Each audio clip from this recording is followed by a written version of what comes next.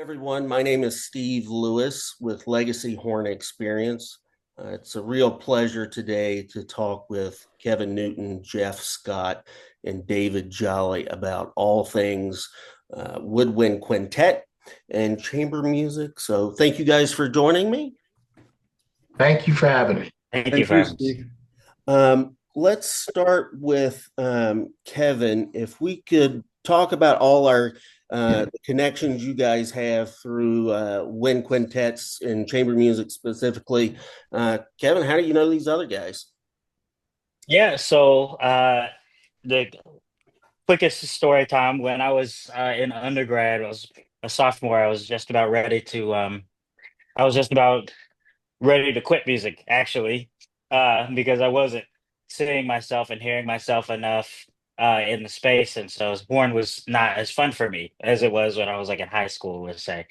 And it was being at a certain point in the year, at the end of the year, a nonet came from one of the military bands. I was in school in Virginia, and they played a nonet version of Umoja, Coleman's Umoja, and that was my first exposure to the world of Imani Winds. And then I went and found the albums and looked at the covers and was like, oh my God, like these people look like my family members. And that was sort of a revelatory experience for me. But absolutely listening to the music was really life changing. For I really felt like I heard myself clearly for the first time, and so that was really my introduction to Jeff Scott, who then became a hero of mine. And then uh, as far as David Jolley goes, my undergrad professor, Dr. Patrick Smith, had studied with David Jolley at the Hart, and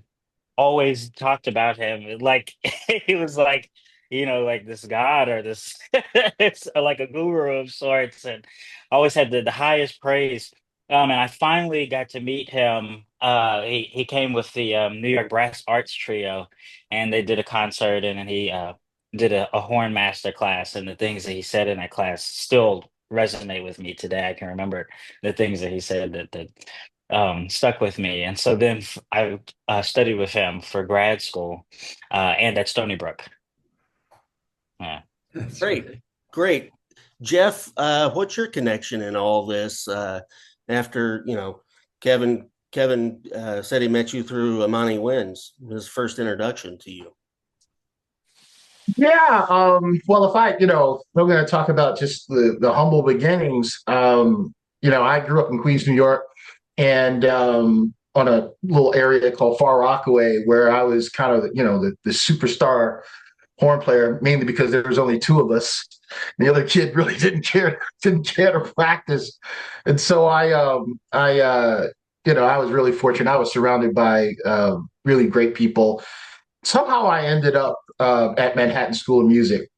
And I wanted to tell this really kind of cute story that I'm absolutely sure Mr. Jolly is not going to remember. Uh, I was it's, it's really embarrassing, but it's kind of funny. So it was my freshman year, and I don't know if it was the first semester or second semester, but I was, coming into a lesson. Mr. Jolly said, so, I think I was early. I was a few minutes early for a lesson. He said, we haven't had a chance to really chat, Mr. Scott. He says, tell me, what are your plans? What are your dreams in music? And I said, well, um, I think I'll study for about a year or so, maybe two, and then I'll start auditioning for an orchestra. I figure I'll probably, win a job sometime in a couple of years. And Mr. Johnny, he just sort of like, if you know him, he just kind of, his lips kind of, go, mm. And he put the on my I was so green. I knew no, I didn't even know, and humbly saying, I didn't even know Mr. Jolly. I came from this, I was just a kid in Queens and I wanted to play music. I didn't know from chamber music, I had talent, but I was completely out of it. Fortunately, I landed in Mr. Jolly's studio. I don't know where I'd be now because I was. Oh, anyway, so that's that's my really my introduction. I didn't know much about chamber music until I got to Manhattan School of Music. I was playing in band and that sort of thing, and I joined the New York Youth Symphony my senior year in high school and stayed in it for a couple of years while I was at Manhattan. And there we had a wind quintet. They had chamber music and I was in a wind quintet that was kind of formed in that. But that was my introduction to chamber music and of course getting involved at college. Great, great. Well, And I don't remember that story, but but I do remember your talent so well. Just this talent shining. And same with you, Kevin. And you, Steve. I remember the talent. And it's like you guys survived me. It's like it's like you survived, and that's one could talk about horn playing that way. It's we survived this and then we survived that. Hopefully not all negative, a little bit of a chuckle in there. But I mean, the talent on this screen right now is just, oh, it's wonderful, wonderful. And then what you guys have done, the way you have carried things forward, it's really inspiring. I started thinking about it in the middle of the night last night. And, I was awake for a couple of hours, like just all these things just kept rushing into my mind, mostly things that you guys have done, how you've transformed the quintet, how you've carried it forward. It's just amazing. Just amazing. so, David, what was your introduction to chamber music and quintet playing? What's your history and all that? Well, my teachers in Los Angeles in junior high school, they were very sneaky. They hooked me on chamber music very early, and I didn't even know. I didn't really know. I was just when I was 15, I was playing Brahms trio, and we entered the Coleman Chamber competition in Pasadena, California, and we won. You know, so we spent weeks driving around LA, to rehearsals. Famously driving around LA, and Brahms trio. And then the next thing was I was in a wind quintet that was coached by Michael Tilson Thomas, of all people. He was at USC studying conducting at that point, and one of our quintet members knew him and sort of corralled him into coaching us. And we were playing like Irving Fine quintet and Rika E flat. And I was 16, getting hopelessly hooked on chamber music. And I didn't even know. I just sort of enjoyed it. So that was my introduction to chamber music. That and studying with Mr. Haas, which was Bach, right? So that was just sort of pure music, right? Purist music. So that those were the ways that I got hooked. So when I arrived at Juilliard, chamber music, and immediately I was put in very nice groups and everything, but I just sort of was unconscious. I was sort of asleep. I mean, anyway, a metaphor. It's just a metaphor. I was asleep, but I survived Juilliard, so that's one way to do it. But anyway, that's how I got hooked. Yeah. Sure. And what's your background as far as initiating chamber groups and starting chamber groups? I mean, that's always a topic of discussion. Is very that initial organization and how you put a group together. That's always tough. Well, I'd be very interested to hear what Jeff and Kevin say about that.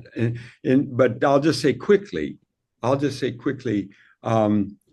I learned to ask people to join me that I just liked, and I would not I would not go against that. I wouldn't think, oh, I'll get to know this person in time and they'll come to like my playing and I'll like their playing in time. I knew if I liked their playing, that was it. So for instance, Chaim Avitsur, trombonist with whom I play in the trio, I just always just knew about Haim that I really liked his playing, loved his playing, and that was it. He was a bit younger than me, but we joke about that now. But I just always knew I liked his playing, and the same with my wind quintet. As people whose playing I liked. Frank Morelli. He can't take a breath, but I don't know where he is. Same vice versa. But I mean, that's my quick answer. But I'd love to hear how Jeff and Kevin talk about that too. Yeah, Jeff, you were the founding member of founding horn player for Imani Winds. Is that correct? That is correct. Although for about 3 weeks, of colleague friend of mine by the name of Marshall Seeley actually played in the ensemble, and then ran for the hills This when he is his found shirt. that is totally his. Uh, he ran for the hills when he found out they were really serious. He thought it was just going to be for fun. And then called me up and said, "Hey, I got myself into this ensemble that's really, I thought we were just going to do gigs, and they want to do competitions and so forth." And so literally that's how it went down. I got a call and he was like, "Can you cover this thing for me?" I said, "Sure." And funny thing was, the same wind quintet that I had played in with the New York Youth Symphony, that all of those musicians, all of them ended up going to Manhattan School of Music, just kind of weird thing. And we kept that group together all the way through at Manhattan School. And my coach was Lenny Hendel. I mean, it really could not have been better. But when we graduated and that group disbanded, I said to myself, I'm not doing wind quintet anymore, because it was tough and not everybody got along, and all these things that Mr. Jolley was just saying. And I got into this ensemble the early years of Imani Winds, more because my friend had asked me to cover for him, and two, because I was playing, like Broadway shows and stuff, and I wasn't really getting any real sort of classical music and chamber music in, and I kind of missed it. I'll give it a shot. I had zero aspirations for this ensemble becoming anything. In fact, I have this really dear friend of mine, another horn player by the name of Greg Smith, and I remember specifically, we laugh about this today. Valerie Coleman came in about 2 or 3 months into us, practicing, rehearsing, and so on, with a chart. And it was kind of like a life chart. And it had this trajectory of all the things that she said we were going to do as an ensemble, including getting management, winning a Grammy, being a touring ensemble, all this stuff. And I had to contain myself in laughter because there was nothing like that before, first of all. And second of all, like I've never heard of a wind quintet like having a career like independently. And so I was in the car with my friend Greg, and we were just like, "You got it." I said, the group is really cool, but the flute player's out of her mind. Thinks we're going to have a career in this ensemble. I am not exaggerating in the least bit. In fact, I'm tamping it down. We were convulsing. We were laughing so much that we thought it was ridiculous. Now look at me. And then, Yeah. you proceeded to do it. That's just unbelievable. Unbelievable. And if you ask, just of course, let Kevin continue. But if you ask, what I would say to folks that want to get into chamber music, I would literally underline what Mr. Jolley just said. I am here speaking to you because of those 4 amazing women that started Imani Winds. Without a doubt, there's zero doubt. They are my friends. They're my family. We went on that stage. No matter what, if it was a great concert, if it was a complete bomb, we went out for food afterwards and laughed it off. And you need that. You need to have that respect and that camaraderie to get through. I mean, it's just not every night's going to be a good night. And then there's going to be those great times, and you go through all that together, and that's really that's just a testament to finding. I call it finding your tribe. Finding people that like you, like you're playing, and can support you ups and downs and so on. And that's really what I sort of pontificate when I get the opportunity. Great, Kevin. You join Amani Winds, and it's set up, it's going.